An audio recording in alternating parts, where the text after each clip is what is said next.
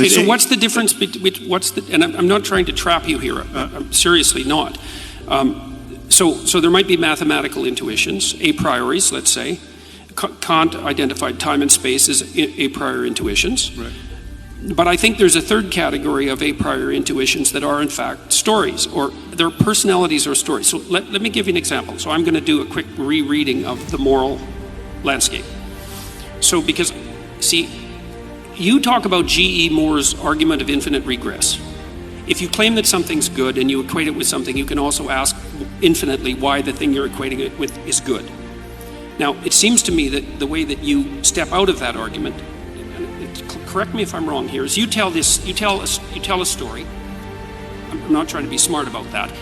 You tell two stories. You tell a story about someone who has an absolutely terrible life. They're in a jungle where nature is trying to kill them all the time, and while they're trying to be killed by nature, while nature is trying to kill them all the time, horrible barbaric thugs are making their life miserable in every possible way.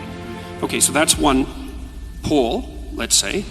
And then another pole, you identify, and these are hypotheticals, so I guess they're fictions. That's one way of thinking about it, even though they're extracted from real situations. They're meta-fictions, they're meta-truths. That's another way of thinking about it. You contrast a good life, and that's a life where the person has enough to eat and enough shelter, and they have the things that you would expect people to want. And you say this is a bad life, and you say this is a good life, and then you say that's. And then you make a side move, which I would say is that that's an objectively verifiable fact. I would say, I don't think it is an objectively verifiable fact. I think it's a fundamental moral claim. And I think that's where you put your stake in the ground. And I would say, when I read that, I thought, well, if you take your jungle story, which you've extracted from a bunch of horrors and compiled, and you take your positive story, which you've extracted from a bunch of horrors, or a bunch of quasi-utopias, let's say, and compiled, you're 2/3 of the way to a landscape of hell and heaven. Right. Well, so then why not continue the abstraction and say, look, what we're really trying to avoid here is hell.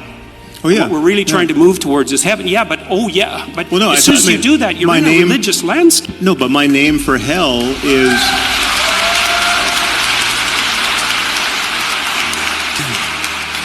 It's very interesting because, like,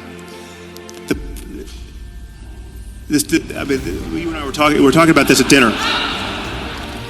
We were talking at dinner at how the overlap or lack of overlap between our audiences, and so like I just heard from your audience there, and you might have heard from the odd convert. But what's amazing to me is I have to do some work to figure out what point they think you made.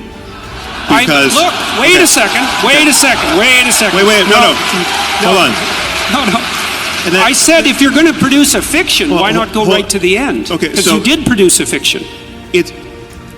You can tell stories by way of communicating certain ideas. I mean, that's obviously. I'm not saying stories aren't incredibly powerful and useful and inevitable, right? It's like we use. Wait, I think you are. You might not be saying that they're not inevitable, but you are debating their utility and power. Because you said that you don't need the story as an intermediary. I'm not. Now we have a few doors open here, which I think we should extract the most out of these areas that we've touched and not run on to something else. So I think there's to talk about the utility of story, right? Which is obviously a fact about the world and about human psychology that you're reading a lot into and more into than I'm reading, right? And the people we just heard from love that you. Well, maybe I'm reading more into it than you are. I'm not sure about that. But you talk a lot about the primacy of stories, and you are trying to get me to admit that even I helplessly resort to storytelling to make my points, right? Well, you did there. I think this is a good place for us to, and I don't want us to get bogged down, but I think it's a good place for us to touch this topic of the distinction between literal and metaphorical truth, which you might want to introduce it, but because that in my mind that covers this different emphasis on stories. Okay, briefly, but we are at 60 minutes, and we had agreed.